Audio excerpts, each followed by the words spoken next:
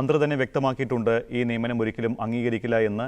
ഒപ്പം തന്നെ ഇതൊരു വലിയ നിയമ പോരാട്ടത്തിൽ കൂടി നീങ്ങുമ്പോൾ ബി.ജെ.പി. എങ്ങനെയാണ് ഇനിയുള്ള തുടർ നടപടികളെ നോക്കിക്കാണുന്നത്? അല്ല, ചാൻസലർ എന്ന പദവിയിലിരുന്നുകൊണ്ട് ഗവർണർക്ക് നിയമപരമായി സ്വീകരിക്കാൻ കഴിയുന്ന എല്ലാ നടപടികളും അദ്ദേഹം സ്വീകരിച്ചിട്ടുണ്ട്. ഈ പറഞ്ഞല്ലോ, കേരളത്തിലെ വിദ്യാഭ്യാസ മേഖലയെ മുഴുവൻ കുറച്ചു കാണിക്കാൻ ശ്രമിക്കുന്നുണ്ടെന്ന്. കേരളത്തിൽ CPM സർവകലാശാലയിലെ നിയമനങ്ങളുമായി ബന്ധപ്പെട്ട് നടത്തുന്ന അഴിമതികൾക്കെതിരെ ശബ്ദമുയരുമ്പോൾ, കോടതി വിധികൾ വരുമ്പോൾ, ഗവർണർ അതിനെ തടുക്കാൻ ശ്രമിക്കുമ്പോൾ, പ്രതിഷേധം ജനങ്ങളിൽ നിന്ന് ഉണ്ടാകുമ്പോൾ, രാഷ്ട്രീയ പാർട്ടികൾ ഉത്തരവാദിത്തപ്പെട്ടവർ അത് ചൂണ്ടിക്കാണിക്കുമ്പോൾ ഉടനെ CPM പറയുന്നു കേരളത്തിലെ സർവകലാശാലകളും അവിടുത്തെ വിദ്യാർത്ഥികളെയൊക്കെ അവരുടെ വിദ്യാഭ്യാസത്തെയൊക്കെ വില കുറച്ച് കാണാനാണ് BJPയും മറ്റുള്ളവരും ഒക്കെ ശ്രമിക്കുന്നതെന്ന്. അപ്പോൾ ഞങ്ങളൊരു ആക്ഷേപം ഉന്നയിച്ചാൽ ഇപ്പോൾ ഗോപിനാഥ് പുറത്തേക്ക് പോകേണ്ടി വന്നു. എന്തുകൊണ്ട് ഗോപിനാഥ് പുറത്തേക്ക് പോകേണ്ടി വന്നു? അപ്പോൾ അതുമായി ബന്ധപ്പെട്ട വിഷയത്തിൽ ഗവർണർ വളരെ വ്യക്തമായി പറഞ്ഞല്ലോ, കേരളത്തിലെ മുഖ്യമന്ത്രി എന്നെ വിളിച്ചിരുന്നു, ഇന്ന കാര്യങ്ങൾ ചെയ്തു തരണം. സർക്കാരിന് കൃത്യമായ അധികാരമുണ്ടെങ്കിൽ, കൃത്യമായ യോഗ്യതയുണ്ടെങ്കിൽ എന്തിനാ ഇങ്ങനെ ഗവർണറുടെ പിറകെ പോകണം? നിങ്ങൾ എന്തിനാ ഗവർണർ വാലാട്ടികളാണോ കേരളത്തിലെ മുഖ്യമന്ത്രി? ഗവർണറുടെ പിറകെ പോകാൻ ഞങ്ങൾ പറഞ്ഞോ ഗവർണറുടെ പിറകെ പോകണമെന്ന്? രാജ്യത്ത് CPM ഭരിക്കുന്നതിനേക്കാൾ 14 ഇരട്ടി സംസ്ഥാനങ്ങൾ ഭരിക്കുന്ന പാർട്ടിയാണ് BJP. ഞങ്ങൾ സംസ്ഥാനങ്ങൾ ഭരിച്ചപ്പോൾ ഞങ്ങൾ പ്രതിപക്ഷത്തുണ്ടായിരുന്നു.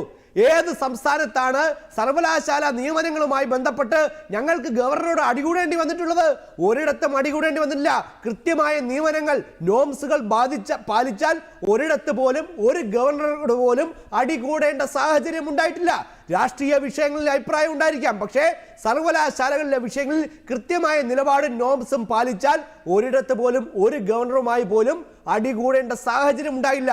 പക്ഷേ കേരളത്തിൽ ഗവർണർ നിലപാടെടുക്കുമ്പോൾ, അയോഗ്യർക്കെതിരായി ഗവർണർ പറയുമ്പോൾ കേരളത്തിൽ CPM വാളെടുത്തോങ്ങുകയാണ്. ഇവിടെ ഭരണഘടനയുണ്ട്, ഗവർണർക്ക് അധികാരമില്ല. ഗവർണറുടെ അധികാരങ്ങൾ മാറ്റുന്നെങ്കിൽ നിങ്ങൾ ബില്ല് പാസ്സാക്കിയല്ലോ. ഗവർണർക്ക് എപ്പോഴാണ് ബില്ലിൽ ഒപ്പിടേണ്ടതെന്ന് തീരുമാനിക്കേണ്ടത് ഗവർണറാണ്. അതിൽ ഭരണഘടന ഇത്ര ദിവസത്തിനകം തന്നെ തീരുമാനമെടുക്കണമെന്ന് പറഞ്ഞിട്ടില്ല. വിവിധ കാര്യങ്ങൾ വന്നിട്ടുണ്ട്. അതിൽ എന്തെങ്കിലും മാറ്റങ്ങൾ ഉണ്ടെങ്കിൽ അത് തീരുമാനിക്കാനുള്ള അധികാരം രാജ്യത്തെ കോടതികൾക്കുണ്ട്.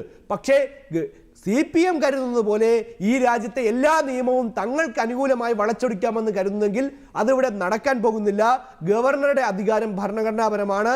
അദ്ദേഹം എല്ലാ ഭരണഘടനയും പാലിച്ചുകൊണ്ട് മാത്രമേ കാര്യങ്ങൾ മുന്നോട്ട് പോകുന്നുള്ളൂ. CPMന് ഇഷ്ടപ്പെട്ടവർ മാത്രമേ, CPMന്റെ ഓഫീസിൽ വന്ന് അന്ത്യോളം ഇരിക്കുന്നവർ മാത്രമേ കേരളത്തിലെ സർവകലാശാലകളിൽ VC-മാരാകാൻ പാടുള്ളൂ എന്ന് CPM ശഠിച്ചാൽ അത് നടക്കാൻ പോകുന്നില്ല. നിയമപരമായ യോഗ്യതകളില്ലാത്ത ഒരാളും കേരളത്തിൽ VC ആകാൻ പോകുന്നില്ല. നിയമപരമായ യോഗ്യതകളില്ലാത്തവരാണ് VC ആകുമ്പോഴാണ് കേരളത്തിലെ വിദ്യാഭ്യാസം രംഗം തകരുന്നത്.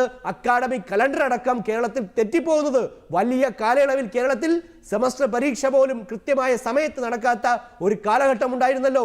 ഇപ്പോൾ അതെല്ലാം മാറിയത് ഈ ഗവർണർ വന്നതിന് ശേഷം കൃത്യമായ നിലപാടുകൾ ഗവർണർ സ്വീകരിക്കുന്നതുകൊണ്ടാണ്. ചാൻസലർ എന്ന രീതിയിൽ കൃത്യമായ നിർദ്ദേശങ്ങൾ നൽകുന്നതുകൊണ്ടാണ്.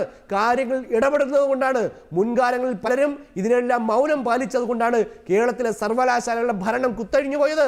ഇടതുപക്ഷ സർക്കാരുകളുടെ നിയമനത്തിന്റെ, മന്ത്രിമാരുടെ, നേതാക്കന്മാരുടെ ബന്ധുക്കളുടെ ഭാര്യമാർക്കും സഹോദരിമാർക്കും നിയമനത്തിനുള്ള ഏജൻസികളായി മാറിയ സർവകലാശാലകളിൽ ഇന്ന് വലിയ മാറ്റം വന്നിട്ടുണ്ട്.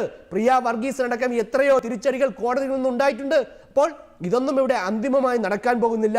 ചില കാലഘട്ടത്തിലെങ്കിലും CPMന്റെ പൂ വാടാതിരിക്കുമെങ്കിൽ ഇനിയിപ്പോൾ അങ്ങോട്ട് ഇതെല്ലാം വാടിപ്പോവുകയാണ്.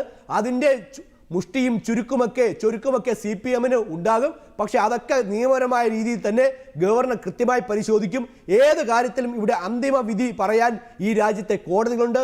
കോടതികൾ എന്ത് പറയുന്നു അതിനനുസരിച്ച് ഈ രാജ്യത്തെ നിയമവും സംസ്ഥാനത്തിലെ നിയമനവും ഒക്കെ മുന്നോട്ട് പോകട്ടെ. ഞങ്ങൾക്ക് യാതൊരു തടസ്സവുമില്ലല്ലേ. ഗവർണറുടെ ഭാഗത്ത് നിന്ന് കൃത്യമായ നടപടി തന്നെയാണ് നാളിതുവരെ ഈ സമയം വരെ ഗവർണർ സ്വീകരിച്ചിട്ടുള്ളത്.